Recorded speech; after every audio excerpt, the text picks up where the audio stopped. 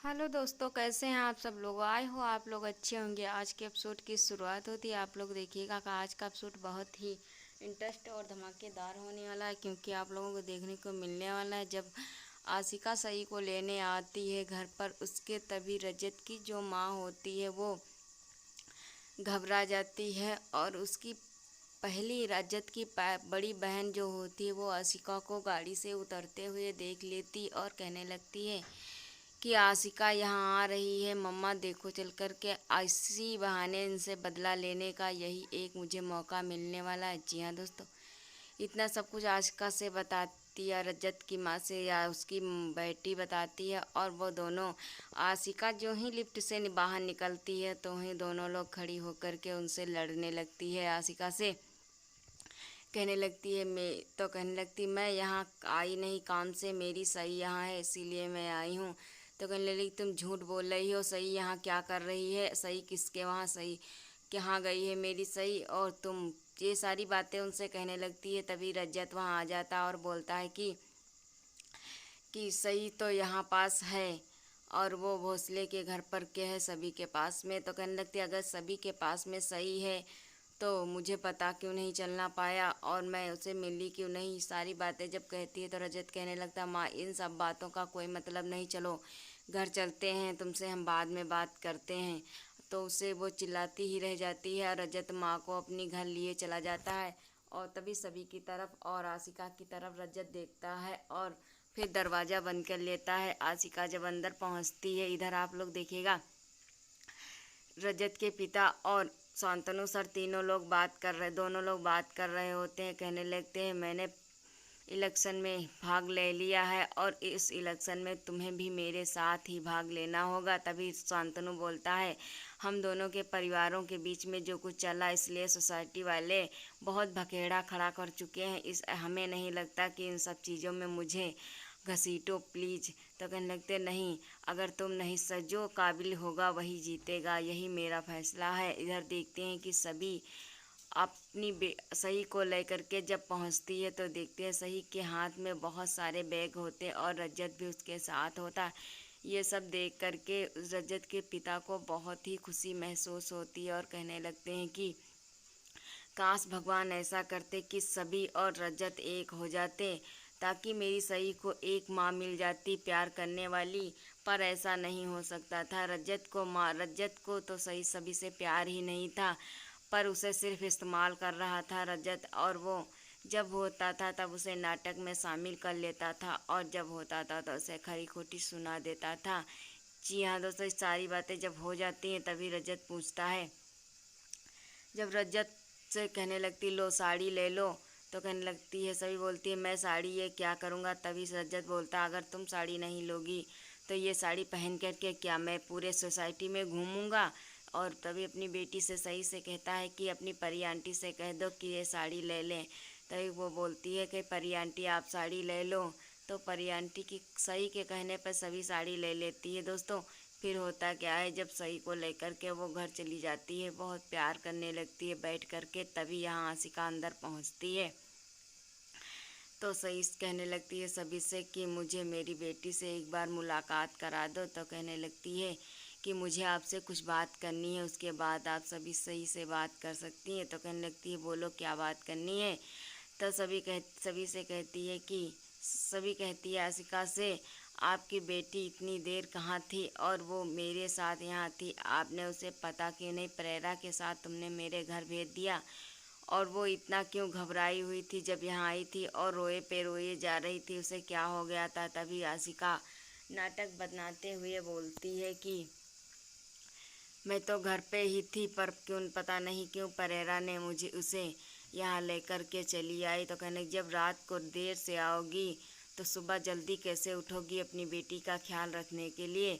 और उसे किसी बात की धमकी दी जा रही है, थोपा उस पर जा रहा है और उसे ऐसा नहीं लगता। जब वो तुम्हारे साथ रहना पसंद करती है तो तभी आती है सही वहीं आ जाती, कहने लगती परी आंटी आप देखिए चल करके कि चॉकलेट ने कितनी बदमाशी की है। पर जब सभी कहती है जा, तभी सही जा करके आशिका दौड़ती और कहने लगती बेटा मम्मा तुम्हें लेने आई है, चलो मेरे साथ। पर सही तो उसके साथ जाना ही नहीं डिजर्व करती थी। कहने लगती है, दौड़ते हुए वो परी सभी के गले लग जाती है और कहने लगती, परी आंटी मुझे इनके साथ नहीं जाना है और मुझे आपके साथ रहना है। इतना सब कुछ बोलते हुए जब बोलती है सभी, तो कहने लगती है कि ठीक है, तुम वहाँ अंदर जाओ, मैं मम्मा से तुम्हारी कुछ देर बात कर लूँ, उसके बाद आती हूँ।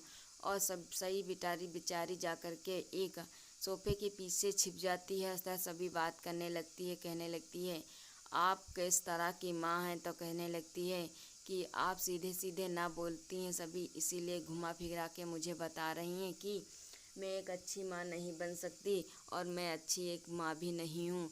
क्या करूँ? मैं इस सवालों में बहुत उलझी हुई हूँ कि रज्जत और उसकी माँ ने पता नहीं मेरे बेटे के बारे में, बेटी के मन में क्या क्या भर दिया है, ताकि मैं उससे मिल भी ना पाऊँ और उससे बात भी ना कर पाऊँ। यही सारी सवाल उसने भर दिए मेरी बेटी के मन में।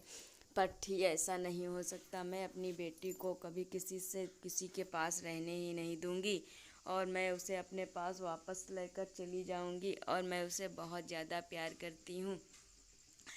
प्लीज़ मेरी सई को मेरे पास भेज दो सभी, आप ही मेरी आखिरी उम्मीद हो। तभी सभी देखने लगती है अपनी आई की तरफ, तो आई कहने लगती है नहीं। तभी सभी बोलती है कि ठीक है, अगर कोशिश करते हैं, अगर वो कहती है तो मैं तुम्हें ज़रूर वहाँ भेज दूँगी। और सभी जाती है सई के पास में बैठ कर के उनसे बातें करने लगती है। कहने लगती है कि ठीक है सई, तुम अपनी मम्मा के पास चली जाओ। सभी सई कहती है नहीं, मैं मम्मा के पास नहीं जाऊंगी, मैं तुम्हारे ही पास। जी हाँ दोस्तों, ये आप लोगों को पता होना चाहिए कि सई सभी से सही बोलती है कि मैं आपके पास परी आंटी रहूँगी, मम्मा के पास नहीं जाऊँगी। इतना सब कुछ सुनते हुए सभी कुछ नहीं कह पाती है और वो रो कर के सई को गले लगा लेती और बोलती है, अच्छा सही बेटा, मुझे एक बात बताओ, आपके पापा किसके साथ रहते हैं? तो कहने लगती है मम्मा के पास। तो कहने लगते हैं, आपके चाचा किसके पास रहते हैं? तो कहती है मम्मा के पास में, और मैं भी अपने मम्मा के पास में ही रहती हूँ, तुम्हें भी अपनी मम्मा के पास जाना होगा। तो सही कहती है नहीं परी आंटी, मुझे मम्मा के पास नहीं जाना। तो कहने लगती है आपको क्या हो गया है, क्यों नहीं मम्मा के पास जाना है? तभी सभी से सही बोलती है कि सभी परी आंटी, मुझे मम्मा के पास इसलिए नहीं जाना कि मुझे वहाँ बहुत डर लगता है और वो अंकल मुझे बहुत ज़्यादा डराते हैं और मुझसे इतने सारे झूठे सब कुछ पकाते हैं और कहने लगते हैं इस घर में भूत रहता है, इसीलिए मुझे वहाँ बहुत डर लगता है, इसीलिए मैं वहाँ नहीं जाना चाहती। पर ये सब सभी को कहाँ पता होता है कि सभी तो एक समझदार लड़की होती है। और वो जब तो कहने लगती है ठीक है बेटा, आपको जाना पड़ेगा और अगर आप मुझे मिस करती हो तो आप एक बार फ़ोन कर देना, मैं तुम्हारे पास चॉकलेट को ले करके दौड़ते हुए चली आऊँगी और तुम्हें कभी मेरी महसूस नहीं कमी होगी। इतना बोलती है सही से सभी। और तो कहने लगती है अब गुड्डल की तरह तुम माँ के पास चली जाओ। तो कहने लग तब जात करके हंसते हुए सही जब बाहर आती है, तब देखती है उसके चेहरे से मुस्कान फिर से गायब हो जाती है। तब सभी बोलती है कि सही बेटा, आपके चेहरे से मुस्कान फिर से गायब हो गई है, मैंने तुमसे क्या कहा था? तो कहने लगती है, फिर से वो हंसती है और सभी के साथ सही चली जाती है वहाँ पास और कहने लगती है परी आंटी, आप मुझसे मिलने ज़रूर आना। तो कहने लगती है ठीक है, मैं तुमसे जब भी तुम्हें जी कहे तो तुम बता देना, मैं तुमसे मिलने दौड़ती हुई चली आऊँगी। इतना सब कुछ कहती है और तभी सभी से पूछती है उस जब वो चली जाती है सभी की आंखें नम हो जाती हैं और वो रोने लगती है। तब जब आशिका सही को लेकर के वहाँ से चली जाती है, फिर दोस्तों होता क्या है, सभी की आई कहती है कि तुम सही को यहाँ से क्यों जाने दिया, जब वो जाना ही नहीं चाहती थी, तुम्हारे साथ रहना चाहती थी। तो कहती है आई आप ही बताओ, मैं उसे किस हक से यहाँ रोक सकती थी? ये माँ बाप की लड़ाई में बेचारी सही पिस रही है, मैं भी उसे इस सब झमेलों से दूर रखना चाहती हूँ, पर मेरे पास कोई अधिकार नहीं है। कोर्ट का भी यही फैसला है कि वो माँ के पास रहे। आखिर मेरा क्या होगा, मैं क्या करूँगी, मैं सही के बगैर कैसे रहूँगी? और इतना कहती है, कहने लगती है। और इधर रज्जत की आंखों बहुत नम होती हैं कि वो सही से मिला हुआ होता है और उससे इतनी ज़्यादा प्यार से बातें करती है। तो कहने लगती है कि जा कर के परी आंटी को ये सारी शॉपिंग दिखाना। जी हाँ दोस्तों, अगला एपिसोड देखने के लिए बने रहिए चैनल में। तब तक के लिए टाटा।